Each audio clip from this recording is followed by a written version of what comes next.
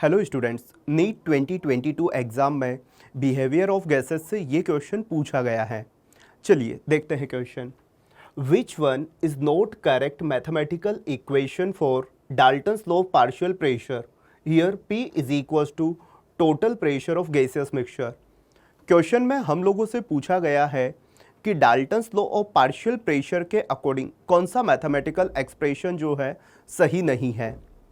अब अगर हम डाल्टन्स लॉ की बात करें तो डाल्टन्स लॉ पार्शियल प्रेशर सबसे पहले होता क्या है। तो डाल्टन्स लॉ पार्शियल प्रेशर होता है कि किसी भी गैस का गैसियस मिक्सचर में जो पार्शियल प्रेशर है, partial pressure of gas is equals to mole fraction of gas in gaseous mixture multiply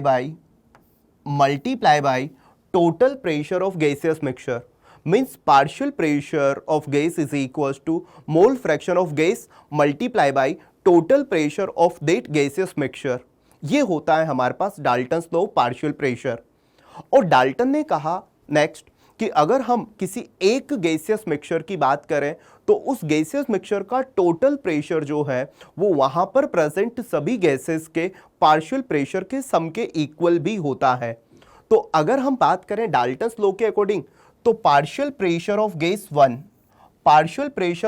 one is equal to क्या हो जाएगा, mole fraction of gas one into P total. यहां पर ये P क्या है, ये है पी टोटल, मतलब total pressure of gaseous mixture. इसी तरह अगर हम बात करें partial pressure of gas second, वो क्या हो जाएगा, mole fraction of gas into P total. इसी तरह गैस थर्ड है, अगर उसकी बात करें तो गैस थर्ड का partial pressure is equal to हो जाएगा mole fraction into P total.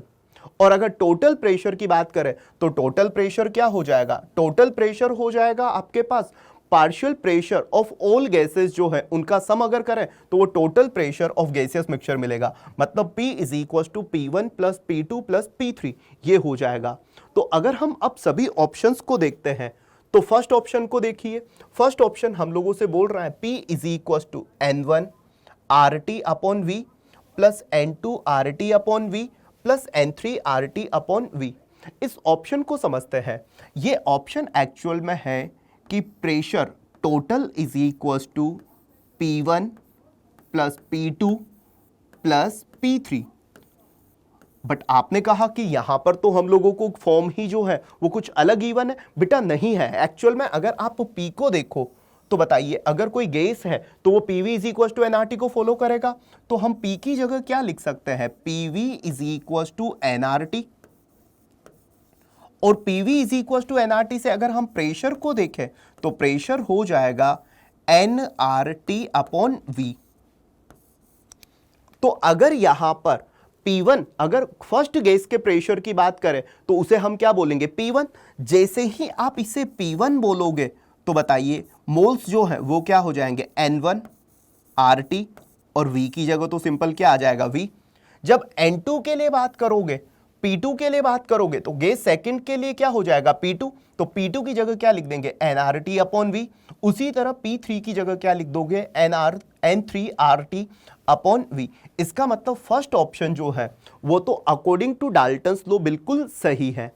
Second option की बात करते हैं, PI is equal to XI into P। जहां पर उसने बोला है कि PI क्या है, partial pressure of ith gas, मतलब जो गैस I है उसका पार्शियल प्रेशर है। XI क्या है, mole fraction of ith gas in gaseous mixture. जो X गैस I गैस है उसका मोल फ्रैक्शन हम लोगों को गिवन है। अब देखो अभी अभी हम लोगों ने बात की थी कि Dalton's law of partial pressure क्या बोलता है, partial pressure of gas is equal to mole fraction of gas into P total. इसका मतलब सेकंड जो है वो भी डाल्टन्स लॉ को फॉलो करता है। थर्ड स्टेटमेंट की बात करें या थर्ड ऑप्शन की बात करें तो PI is equal to XI into P not I, जहां पर XI क्या है, mole fraction of ith gas in gaseous mixture, और P not I is equal to क्या है, pressure of ith gas in pure state. ये तो हमारे पास डाल्टन का स्टेटमेंट नहीं है। इसका मतलब थर्ड ऑप्शन जो है वो डाल्टन के अकॉर्डिंग बिल्कुल गलत है, ये डाल्टन्स लॉ को फॉलो नहीं करता है। और फोर्थ की बात करें तो फोर्थ तो डायरेक्ट ही क्या है, सभी गैसेस के पार्शियल प्रेशर का sum is equal to P total. इसका मतलब बच्चों इस क्वेश्चन का जो आंसर है, जो डाल्टन्स लॉ पार्शियल प्रेशर को फॉलो नहीं करता है, वो है third option. Dear students, physical chemistry का नेक्स्ट क्वेश्चन हम डिस्कस करते हैं जो कि थर्मोडायनेमिक्स का है। Which of the following PV curve represents maximum work done. हमें बताना है इन चारों कर्व को देखकर कि किस में मैक्सिमम वर्क डन शो हो रहा है। तो एक कॉन्सेप्ट पढ़ते हैं हम कि पीवी कर्व का जो एरिया अंडर द कर्व होता है वो वर्क के मैग्नीट्यूड को शो करता है। तो अगर हम इन चारों ऑप्शन में देखें बच्चों, तो पीवी कर्व का जो एरिया अंडर द कर्व है वो सबसे ज्यादा जो हमें दिख रहा है बच्चों फर्स्ट ऑप्शन में दिख रहा है, और वो हमें वर्क के मैग्नीट्यूड को दिखाता है। तो first option is the correct answer because इसका area under the PV curve maximum है। So in PV graph area under the curve represent magnitude of work, जो कि फर्स्ट ग्राफ में मैक्सिमम है। So answer is first. Thank you बच्चों। Dear students, physical chemistry का next question हम discuss करते हैं जो कि आयनिक इक्विलिब्रियम टॉपिक का क्वेश्चन है।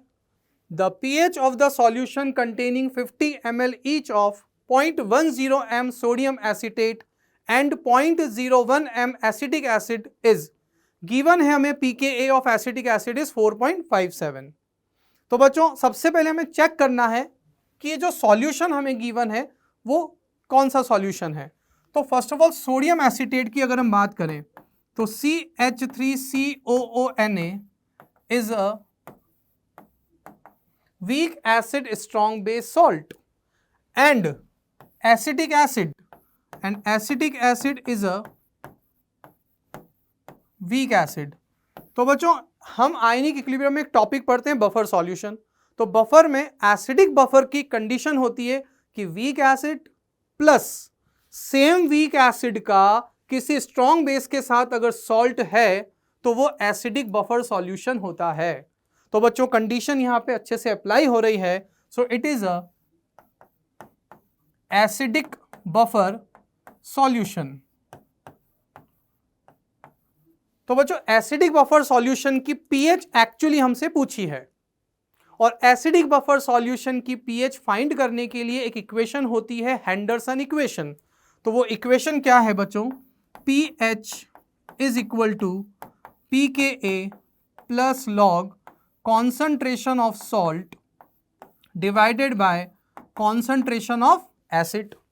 हमें वीक एसिड एसिडिक एसिड का pKa क्वेश्चन में गिवन है कितना बच्चों 4.57 प्लस लॉग, अब सॉल्ट कौन है सोडियम एसीटेट, उसका कॉन्सेंट्रेशन हमें कितना गिवन है बच्चों 0.10 डिवाइडेड बाय एसिड का कॉन्सेंट्रेशन कितना गिवन है 0.01। तो अब बच्चों जब हम इसको सिंप्लीफाई करेंगे सॉल्व करेंगे तो हमारे पास आएगा 4.57 प्लस लॉग 10, और लॉग 10 की वैल्यू बच्चों हमें नोन है दैट इज 1। तो ये सॉल्व करने पे आएगा 5.57 बिकॉज लॉग 10 की वैल्यू होती है 1।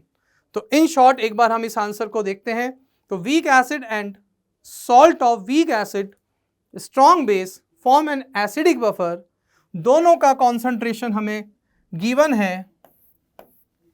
हमसे pH of acidic buffer find करने के लिए बोला है, और हेंडरसन इक्वेशन हमें नोन है बच्चों। तो हमने पुट किया सॉल्ट का कॉन्सेंट्रेशन, एसिड का कॉन्सेंट्रेशन, pKa का वैल्यू पुट किया, तो आंसर आया बच्चों 5.57। So correct answer is fourth option. Correct answer is fourth option. Thank you बच्चों। हेलो स्टूडेंट्स, नीट 2022 एग्जाम में हम लोगों से बिहेवियर ऑफ गैसेस टॉपिक से ये क्वेश्चन पूछा गया था। क्वेश्चन है a 10 litre flask contains 64 gram of oxygen at 27 degree Celsius. Assuming O2 gas is behaving ideally, the pressure inside the flask in bar is given है हम लोगों को R is equals to 0.0831 litre बार पर kelvin पर मोल। Question में हम लोगों से बोला गया है कि जो फ्लास्क है उसका वॉल्यूम है 10 लीटर, उसमें ऑक्सीजन गैस जो आइडियल गैस है वो फिल है कितना 64 ग्राम और उसका जो टेम्परेचर है वो है 27 डिग्री सेल्सियस। हम लोगों को गैस कांस्टेंट R का वैल्यू मेंशन है और हम लोगों से पूछा गया है कि प्रेशर जो है वो कितना होगा। तो सबसे पहले हम लोग यहाँ देखते हैं कि हम लोगों को क्या क्या गिवन है। तो सबसे पहले हमें गिवन है volume of container 10 litre, volume of container 10 litre given है। वेट ऑफ ऑक्सीजन गिवन है हम लोगों को 64। अगर वेट 64 है तो 64 ग्राम इसका वेट है, तो इसे अगर हम मोल में कन्वर्ट करें तो मोल हो जाएगा हमारे पास, मोल हो जाएगा ऑक्सीजन का, वो हो जाएगा weight upon molar mass. Molar mass कितना है इसका 32। तो यहां से जब हम मोल की कैलकुलेशन करेंगे तो मोल कितना निकल कर आया 2। तो इसका मतलब मोल्स ऑफ ऑक्सीजन हो गए 2। टेम्परेचर है 27 डिग्री सेल्सियस। जब डिग्री सेल्सियस को आप कन्वर्ट करेंगे केल्विन में तो वो वैल्यू निकल कर आएगी 300 केल्विन। तो इसका मतलब हम लोगों को temperature, volume, moles of gas given है और प्रेशर पूछा गया है, वो भी कब, जब आइडियल गैस है। तो आइडियल गैस है तो हमें पता है कि आइडियल गैस फॉलो करती है PV is equal to NRT को। तो according to PV is equal to NRT, pressure of gas हो जाएगा NRT upon V। Value put करते हैं और जब वैल्यू पुट करेंगे तो फाइनल आंसर हमारा निकल कर आएगा 4.9 बार। हेलो स्टूडेंट्स, नीट 2022 एग्जाम में हम लोगों से एटॉमिक स्ट्रक्चर चैप्टर में ये क्वेश्चन पूछा गया था।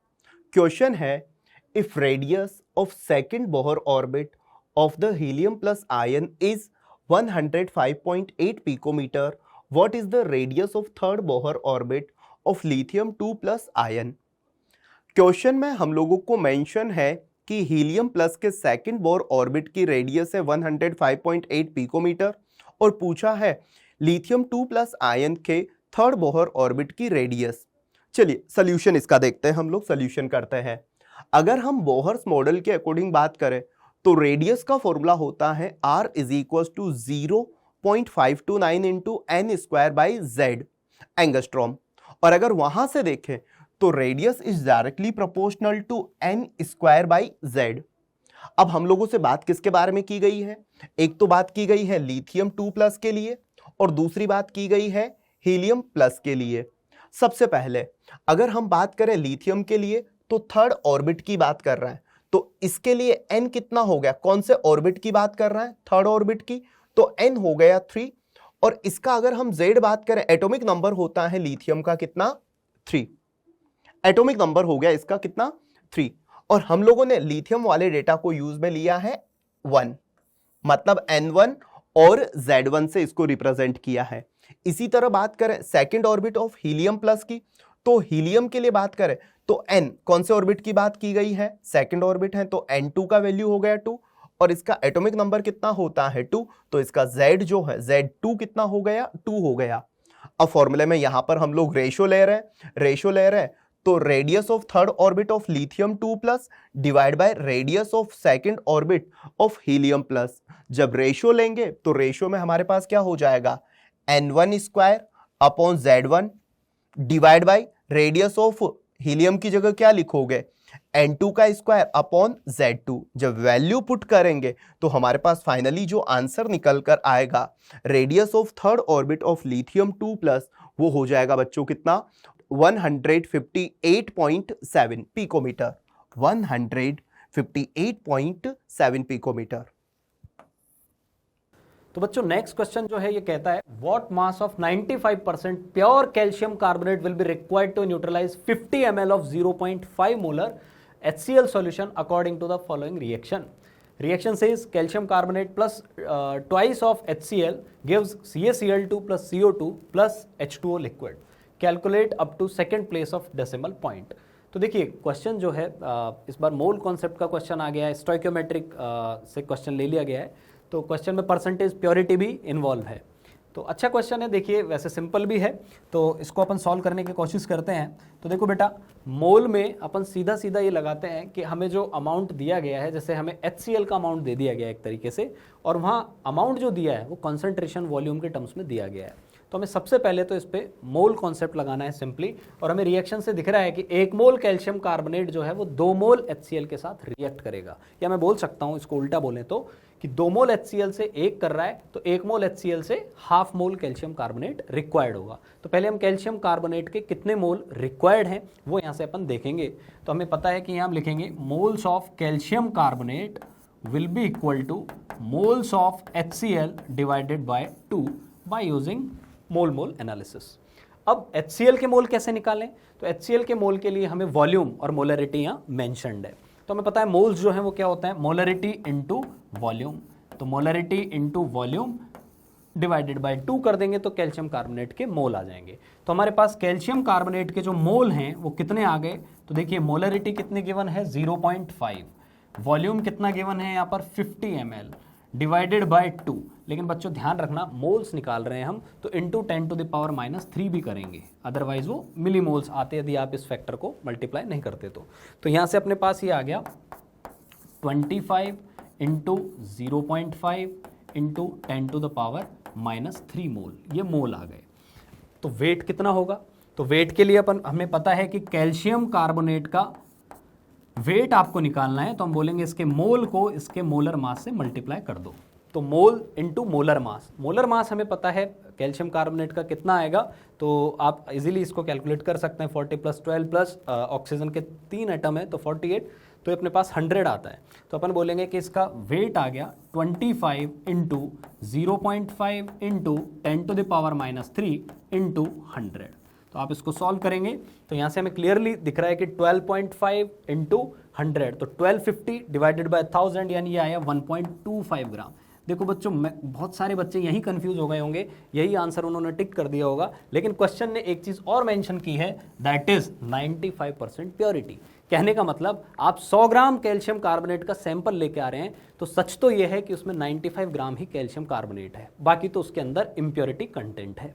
तो हमें ये लिखना होगा कि ये जो 1.25 ग्राम है ये तो हमें प्योर कैल्शियम कार्बोनेट चाहिए, तो हमें सैंपल कितना चाहिए, जो हमें सैंपल गिवन है 95% वाला वो कितना चाहिए। तो उसके लिए हमें फॉर्मूला यूज करना होगा कि परसेंटेज प्योरिटी कितनी दी हुई है 95%।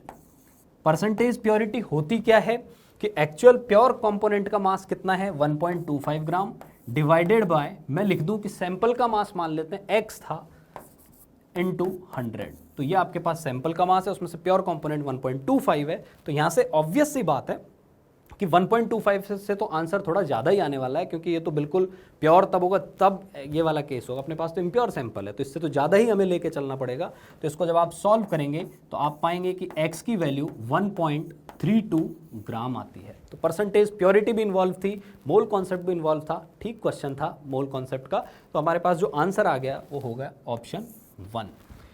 तो बच्चों सॉल्यूशन जो है वो आगे आपको पूरा रिटर्न यहाँ पर मिल जाएगा, यहाँ से भी आप इसको रीड कर सकते हैं।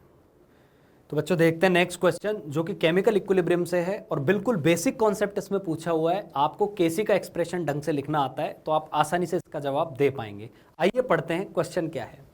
तो क्वेश्चन से 3O2 gas is converting into 2O3 gas which is very famous reaction, जहां पर ऑक्सीजन गैस जो है वो ओजोन में कन्वर्ट हो रही है। For the above reaction at 298 kelvin Kc is found to be 3 into 10⁻⁻59। If the concentration of O2 at equilibrium is 0.04 molar, then concentration of O3 in terms of molarity is। तो हमें यहाँ पर different options में molarity की value दी हुई है। O3 की molarity की सही वैल्यू क्या होगी वो हमें यहाँ पे फाइंड आउट करनी है। तो बच्चों सिंपल सी बात है, जब भी हम बात करें इस कन्वर्जन की तो हम देखते हैं कि 3O2 गैस 2O3 गैस के लिए जब इक्विलिब्रियम दिया हुआ है तो हम आसानी से एक चीज़ लिख सकते हैं कि इसके Kc का जो एक्सप्रेशन होगा वो आ जाएगा, प्रोडक्ट में O3 दिया हुआ है तो उसकी कंसंट्रेशन ऊपर पावर में स्टोइकियोमेट्री आती है तो ये 2 डिवाइडेड बाय O2 की कंसंट्रेशन पावर में आ गया अपने पास क्यूब। तो अब देखिए Kc का डेटा आपको जो है वो गिवन है। Kc का डेटा क्या दिया हुआ है 3 इंटू 10⁻⁻59।